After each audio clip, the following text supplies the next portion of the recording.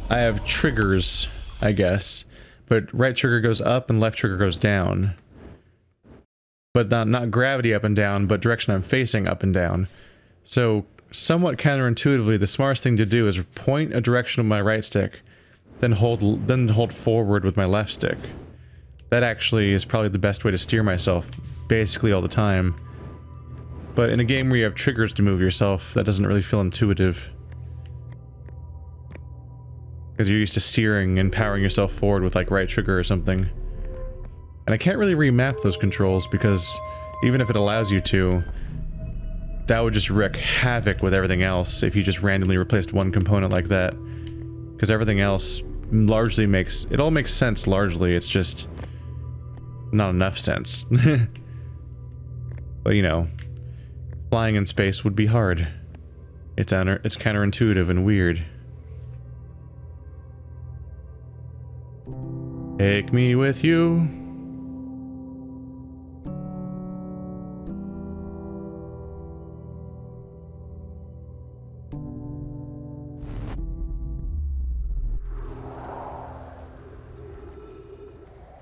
We're back. Alright.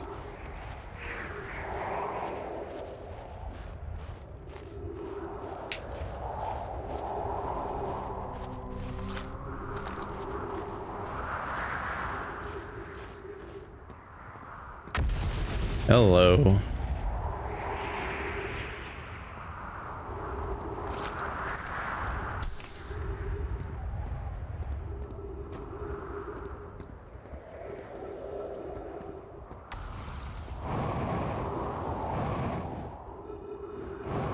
Actually not that bad, is it?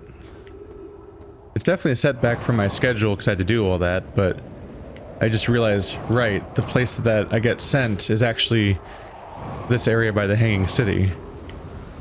So I'm actually not super far off schedule. Except for the part where I don't know how to actually accomplish what I'm trying to do right now. Oh yeah. I can't see anything from up here, right? One thing is, can I be above that spot and reach it that way? I'm all the way down here already. Huh. So I'm already below the spot by the time I come down here.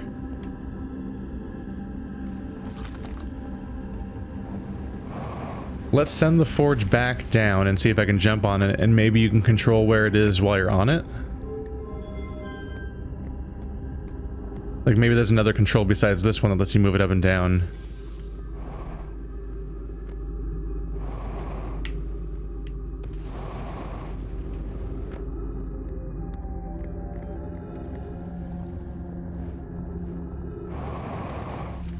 This is what you would call a bad idea. Let's just jump on it and see what happens, right? Oh boy. Okay, I'm on it. Please go back up now. Whoa. Piece of rock going in. I'm fucked, aren't I?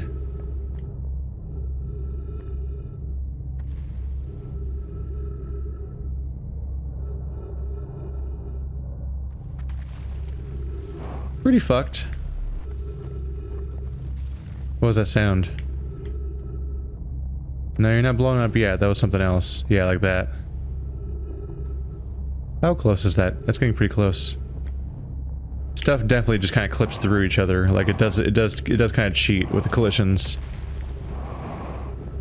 I'm like, I can't get back on top of this again. Oh, shit. Ah! Ah! No! Yeah, I don't think you can control this from the outside. I don't have much faith in my ability to reach the coffin-looking thing either. I'll try. Nope! Nope! Here I go again. Oh.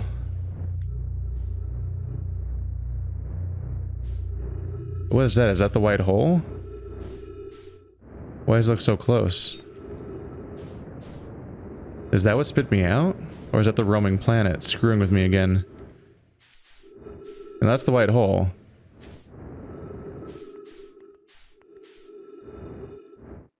That thing's taken off. I think that's the roaming planet.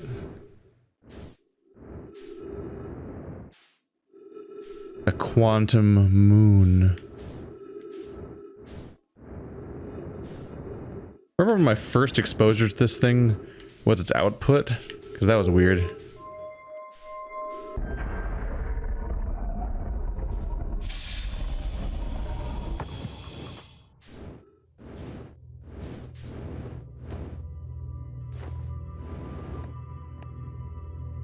Well, it's still spinning is the good news. The bad news is spinning a bad direction that'll make me wait longer, so let's fuck it up.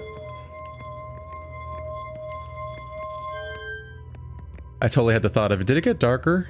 Followed by me remembering that I have a flashlight. Didn't really save that much time, it was basically at the bottom already. It spins relatively fast.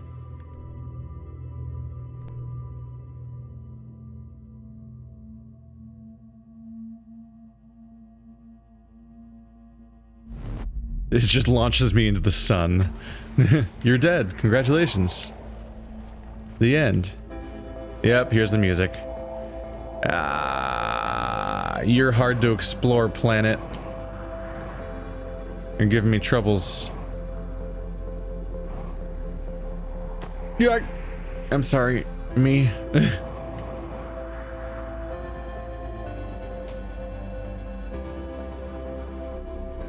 Alright. Well, this is dead-ending a bit. It's getting really hard to solve this problem. It's probably doable. But I think I might check out the south observation place. I haven't checked that out yet, right? Yeah.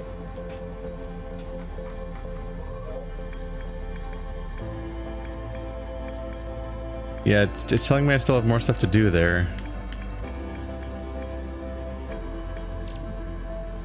There's also more on the interloper. We've got plenty to do. Just gotta figure out what to do. Let's do a crash. Wee-hoo! Cockpit damaged. I don't need that, right? I might need that. That might be a problem. Oh boy, what hit me? Oh, the ruins. Yeah. Lucy in the sky with diamonds.